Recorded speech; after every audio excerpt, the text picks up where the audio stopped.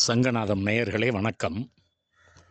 செவ்வியல் காலத்தில் புலவர்கள் மிக நுட்பமான ஒப்பீடுகளை செய்திருக்கிறார்கள் என்பதை நம்ம கவனிக்கிறோம்.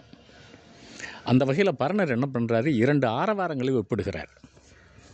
நீங்கள் வினை பயன் மெய் உரு என்பார்கள் ஓமை அந்த காலத்தில் தொல்காப்பியர். இந்த வினை எப்படின்னா ஆரவாரம் எழுப்புகிற அந்த சத்தம் அங்கே ஒப்பிடப்படுகிறது. சோழ நாட்டு தலைவன், சோழ நாட்டுக்கு அருகில் நெய்தல் நாட்டை சார்ந்த மத்தி என்கிற பல்வேல் மத்தி என்கிற ஒரு பரதவன் களாருங்கிற ஒரு நாட்டை ஆட்சி செய்து கொண்டிருக்கிறான். அந்த நாட்டில் விடியல் வந்த பெருநீர் காவிரி.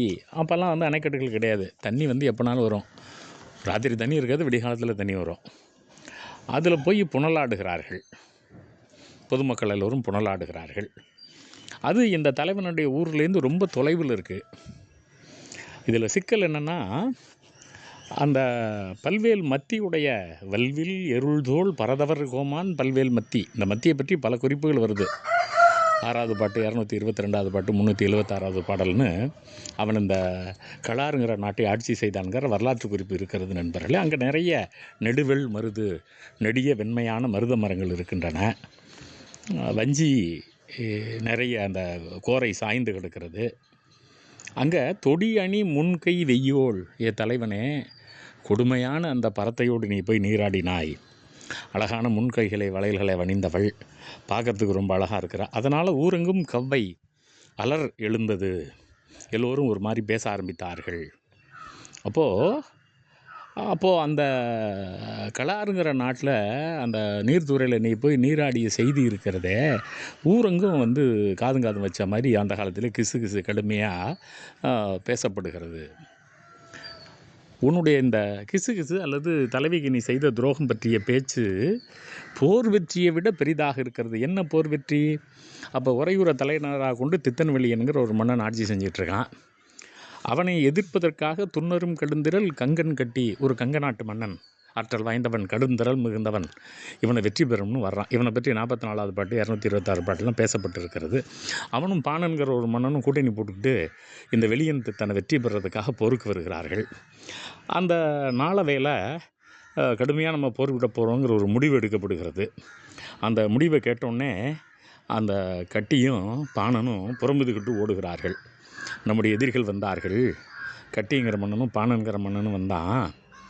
அவன் அந்த கிணைப்பறை கொட்டுவதை பார்த்து விட்டு போர்ப்பறை எழுப்ப போகிறோங்கிற அந்த பேச்சை கேட்டுட்டு கிளம்பி ஓடிட்டான். போர் செய்யான், புறம்புதுக்கிட்டு ஓடினான்.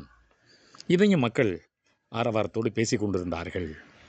ஆனால் இந்த புறம்புதுகிட்டு ஓடிய மன்னனுடைய பற்றிய அந்த பேச்சு இருக்குதே, அந்த பேச்செல்லாம் உன்னுடைய அந்த அலரால் தோற்றுவிட்ட ஆரவாரம் கீழே அமைக்கிவிட்டது.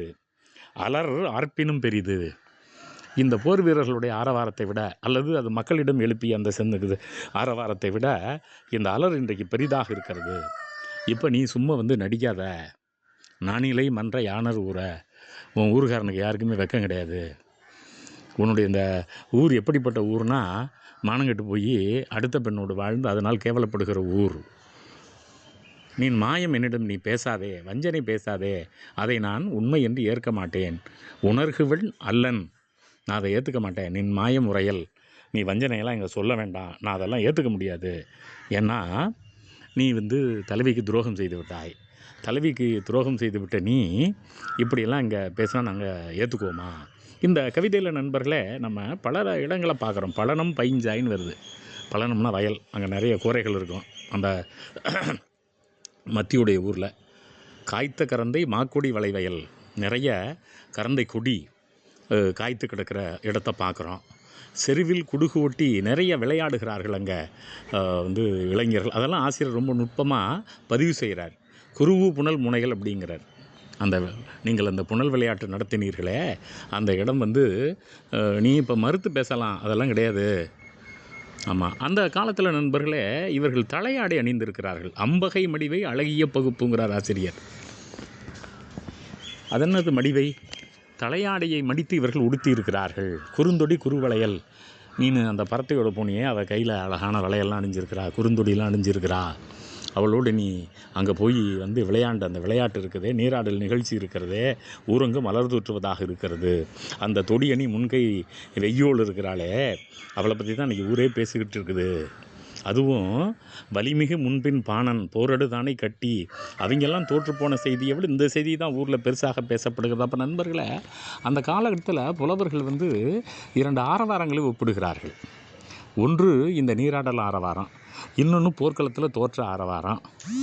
இந்த 2ல் இதை விட அதுதான் பெருசாக இருக்குது. காரணம், ஒரு இல்லீகல் கான்ட்ராக்டை பற்றி மக்கள் பேசுகிறாங்க, அது வந்து ரொம்ப மோசமாக இருக்குது, அதனால் நீ இப்போ இன்னும் இங்கே வந்தெல்லாம் வந்து மீண்டு வந்து வராத அப்படின்னு வாயில்புறத்தில் நின்று நீ இங்கே வராதேங்கிற அந்த கதையை சொல்லுகிற போது நண்பர்களே, பரணர் நிறைய வரலாற்று குறிப்புகளை தர்றாரு. இந்த கவிதை அகக்கவிதை. ஒரு அகக்கவிதையில் நிறைய போர் புரிந்த மன்னர்கள் அல்லது நாட்டுக்கான உரிமையான மன்னர்கள் இவர்களை பற்றிய குறிப்புகள்லாம் புறநானூற்றில் நிறைய இருக்கும். அப்போ அந்த செவ்வியல் காலத்தில் இருந்த மன்னர் பெயர்களெல்லாம் பார்க்குறோம். மத்தி, கட்டி, பாணன் என்றெல்லாம் இந்த பெயர்களை பார்க்குறோம். வெளியன், தத்தன். அப்போ இந்த தத்தன் வெளியன், இப்போ நம்ம ஊரில் நிறைய ஊரில் தத்தனூர்னு இருக்கும். அப்போ தத்தன் வெளியன்கிற ஒரு மன்னன் இருந்திருக்கான். அந்த மன்னன் பேரால் தான் இந்த தத்தனூர்லாம் இருந்திருக்கிறது என்பது இந்த அகநானூறு 226 பாடல் வழியாக தெரிகிறது நண்பர்களே. செவ்வியல் இலக்கியங்கள் வந்து செவிநுகர்கணிகள், அதுவும் செவிநுகர் செங்கனிகள். ஏன் அதை செங்கனிகள்னு சொல்கிறேன்னா, கிளாசிக்கல் போய்ட்ரி, அதனால் செவ்வியல் காலக்கணிகள் செங்கனிகள். நன்றி.